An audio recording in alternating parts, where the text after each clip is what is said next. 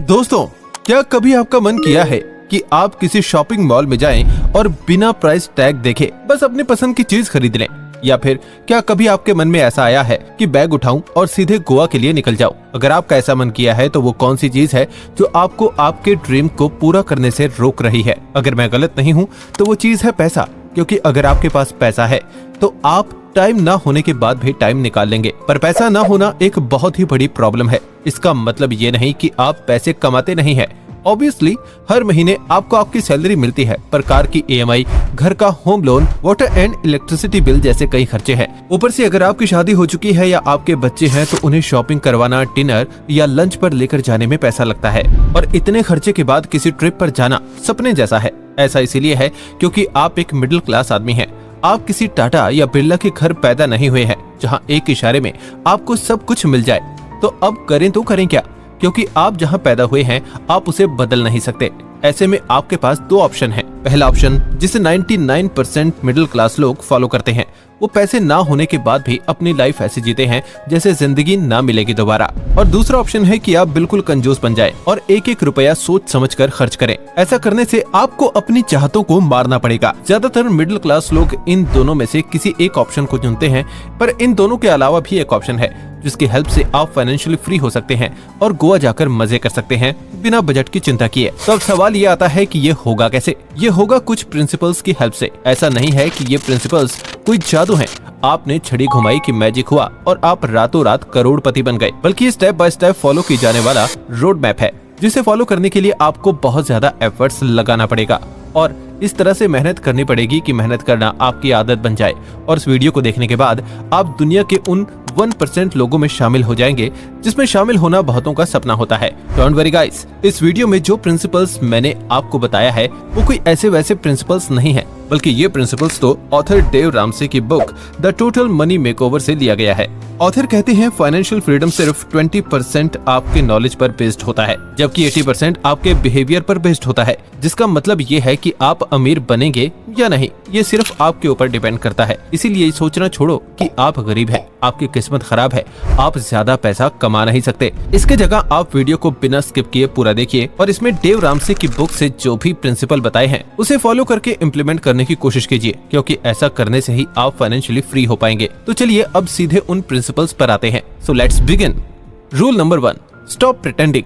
Author Dave Ramsey कहते हैं दुनिया में मैक्सिमम लोग खुद को झूठ के बबल में रखते हैं। उनकी हेल्थ अच्छी नहीं होती, फाइनेंशियल लाइफ अच्छी नहीं होती, पर फिर भी वो ऐसा प्रिटेंड करते हैं जैसे सब कुछ ठीक है। एंड इस झूठ को सच बनाए रखने के चक्कर में वो लाइफ टाइम स्ट्रगल करते हैं और फिर मर जाते हैं।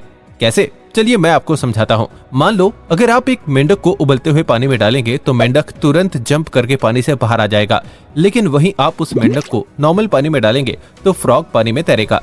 अब अगर आप उस पानी को गर्म भी कर दें तब भी वो मेंढक पानी से बाहर नहीं आएगा, क्योंकि उसे यही लगेगा कि वो उस पानी में रह सकता है।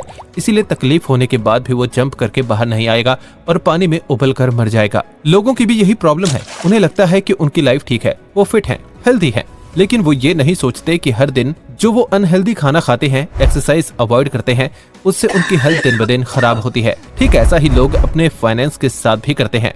वो दिल खोलकर अपने पैसे खर्च करते हैं बिना ये सोचे कि उनके इनकम से उनके खर्चे पूरे होंगे या नहीं। इसी वजह से वो फिर लोन लेते हैं और डेट के ट्रैप में फंसते हैं। फिर जब हर महीने उनके इनकम का बड़ा अमाउंट लोन की EMI देने में जाता है तब उन्हें फील तो होता है कि उनके फाइनेंस में कोई गड़बड़ है, लेकिन वो अपनी गलती नहीं मानते और बस प्रिटेंड करते रहते हैं। दोस्तों, लोग चाहते हैं वो बिना डाइट किए, बिना जिम जाए एक रात में अपना वेट लॉस कर ले, पर ऐसा होना इम्पॉसिबल है।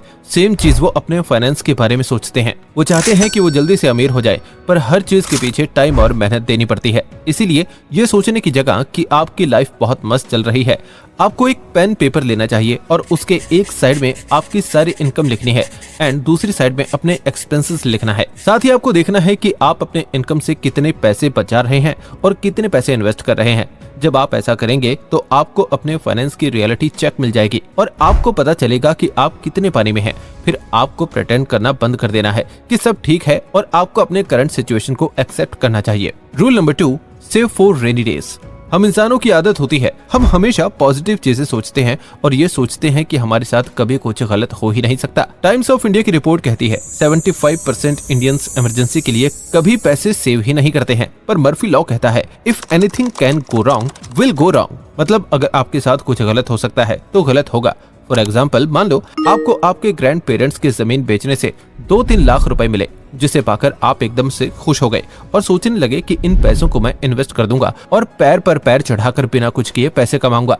लेकिन अगले दिन जब आप अपने घर से ऑफिस जाते हैं तो आपकी बाइक का एक्सीडेंट हो जाता है और आपको अच्छी खासी चोट लग जाती है। तो अब क्योंकि आपके पास इस इमरजेंसी के लिए तो कुछ था नहीं, इसलिए आप जमीन वाले पैसों को अपने इलाज में खर्च कर देते हैं, जिससे पैसों से पैसे कमाने की जगह आप अपना और लॉस कर लेते हैं एंड कर्ज में डूब जाते हैं। इसलिए ऑथर सभी को यही एडवाइस करते हैं कि अगर उन्हें फाइनेंशियली फ्री होना है तो उन्हें अपने रेनी डेज के लिए पैसे सेव करना चाहिए। बहुत से लोग जो अपने लाइफ को लेकर सीरियस होते हैं वो सोचते हैं कि वो पैसे सेव करेंगे, लेकिन उन्हें समझ ही नहीं आता कि उन्हें एग्जैक्टली कितने रुपए सेव करना चाहिए, इसीलिए वो पैसे सेव नहीं कर पाते हैं। लेकिन ऑथर ने बुक में इस प्रॉब्लम को भी सॉल्व किया है। ऑथर कहते हैं आपको अपने इमरजेंसी टाइम के लिए लाखों करोड़ों रुपए सेव करने की जरूरत नहीं है। आप $1000 भी सेव कर सकते हैं, जो इंडियन करेंसी में 83,400 होता है। अब आप में से कुछ स्मार्ट लोग सोचेंगे कि मैं इन पैसों को एफडी या फिर किसी ठीक ठाक रिटर्न देने वाली स्कीम में इन्वेस्ट कर दूंगा। पर ऑथर कहते हैं आपको अपने इमरजेंसी फंड को कैश के फॉर्म में रखना चाहिए, क्योंकि अगर आप ऐसे किसी जगह अपने पैसों को रखेंगे तो जरूरत के टाइम पैसे विड्रॉ करने में आपको प्रॉब्लम हो सकती है। लेकिन अगर आप पैसों को कैश में रखेंगे तो जब आपके सामने कोई इमरजेंसी आएगी तो आप विदाउट एनी डिले अपने पैसों को यूज कर पाएंगे। फॉर एग्जाम्पल, आप मान लो आपने अपने पैसे किसी स्कीम में जमा किया और आपका एक्सीडेंट हो गया, तो आपने अपने ब्रोकर से बात की एंड उन्हें अपना इन्वेस्टमेंट विड्रॉ करने को कहा। पर आपके एक बार बोल देने से ब्रोकर आपको आपके पैसे नहीं दे देगा, क्योंकि पैसे विड्रॉ करने के लिए पेपर वर्क करना पड़ता है जिसमें टाइम लगता है। तो सोचो, इमरजेंसी के टाइम वो पैसे क्या आपके काम आएंगे? लेकिन वहीं अगर आपने उन पैसों को किसी फोटो फ्रेम के पीछे या अपने खास लॉकर में रखा होता तो आपके लिए पैसा निकालना आसान होता और आपका ट्रीटमेंट भी जल्दी हो पाता। पर अपने पैसे कैश में रखने का मतलब ये नहीं है कि आप अपने आईफोन की EMI भरने, शिमला ट्रिप पर जाने के लिए खर्च कर दे। आपको याद रखना है कि वो पैसे इन चीजों पर खर्च करने के लिए नहीं है। गाइस, जब आप इमरजेंसी टाइम के लिए पैसे सेव करेंगे तो आपका कॉन्फिडेंस लेवल डबल हो जाएगा और आप ज्यादा खुश होकर अपनी लाइफ जी पाएंगे। Rule number 3, use debt snowball. Author कहते हैं कि जब वो अपने अर्ली 20s में थे तो उनका करियर सेट था। वो एक रियल एस्टेट इन्वेस्टर बन चुके थे और ईयरली $2.5 मिलियन कमाते थे, जो उस टाइम के हिसाब से बहुत ज्यादा था। उन्होंने 4-5 प्रॉपर्टी खरीदी थी, पर क्योंकि उन्होंने इन्वेस्टमेंट करने के लिए अच्छा खासा लोन लिया हुआ था तो 2008 में जब मार्केट क्रैश हुआ तब वो भी इससे बच नहीं पाए, तो उन्होंने भी सबकी तरह अपना सारा वेल्थ खो दिया, जिस वजह से उन्हें फिर से स्क्रैच से शुरू करना पड़ा।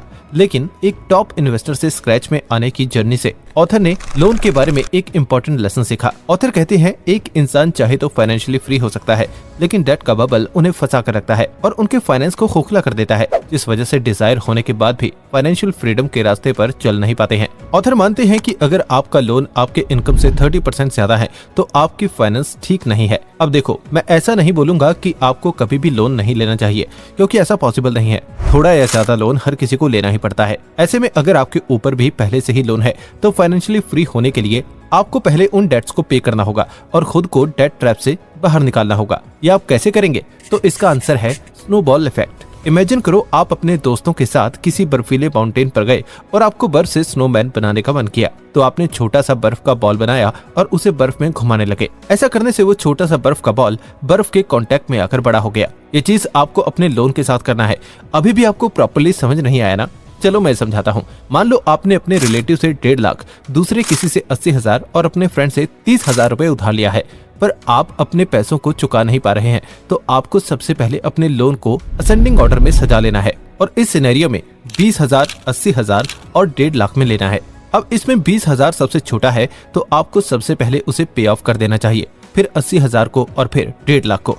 ऐसा करने से छोटे से बड़ा एक स्नोबॉल इफेक्ट क्रिएट होगा और आप इजीली अपने सारे डेट क्लियर कर पाएंगे। अगर आपके पास इतनी इनकम नहीं है कि आप एक बार में ये डेट पे कर सकें, तो आप एक्स्ट्रा जॉब कर सकते हैं। चाहे कुछ भी फाइनेंशियल फ्रीडम के पाथ पर चलने के लिए आपको अपने डेट को पूरी तरह से पे करना है। Rule number 4, safety net fund. Author आगे कहते हैं, जब आप अपने डेट से फ्री हो जाए, आपको किसी को ईएमआई देने की कोई टेंशन ना रहे, तब आपको सेफ्टी नेट फंड क्रिएट करना पड़ेगा। अब आप सोचेंगे, हमने तो इमरजेंसी फंड तो सेव कर लिया है, देन ये सेफ्टी नेट फंड क्या है? सेफ्टी नेट फंड भी एक तरह का इमरजेंसी फंड है। मान लो आपकी जॉब बहुत सही चल रही थी, पर अचानक आपका बॉस आपको बुलाता है और आपको नौकरी से निकाल देता है, तो आप क्या करेंगे? कोई जवाब है आपके पास?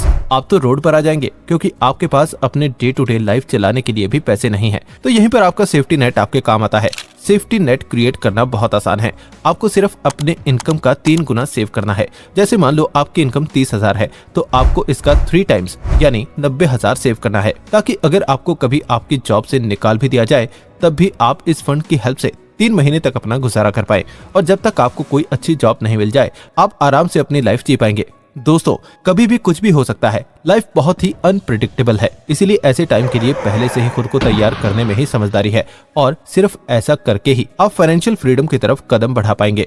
ऑथर कहते हैं, आपको हमेशा अपने इनकम का 15% सेव करना चाहिए, क्योंकि अगर आप अपने पैसे इन्वेस्ट नहीं करेंगे तो आप कभी अमीर नहीं बन पाएंगे। इस वीडियो में बस इतना ही।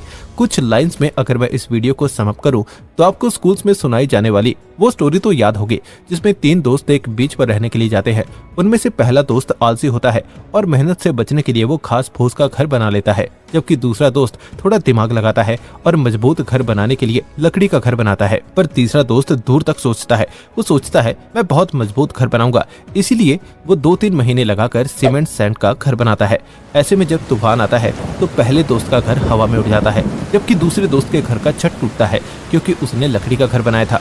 जबकि वहीं तीसरे दोस्त के घर को कुछ नहीं होता है। इस स्टोरी से डेव हमें ये समझाना चाहते हैं कि फाइनेंशियल फ्रीडम जल्दी नहीं मिलती, इसमें बहुत मेहनत लगती है, और ये एक दिन का काम भी नहीं है। ये एक लंबा प्रोसेस है, जिसे आपको बिना थके करते रहना है। Thank you brain grain family. आपको यह वीडियो कैसी लगी कमेंट करके बताइए। वीडियो अच्छी लगी हो तो इसे लाइक कीजिए और अपने दोस्तों के साथ शेयर कीजिए। अगर आप चैनल पर नए हैं तो इस तरह की वैल्यूएबल नॉलेज के लिए चैनल को सब्सक्राइब कर लीजिए। और अगर आप किसी टॉपिक पर वीडियो देखना चाहते हैं तो कमेंट करके हमें बताएं।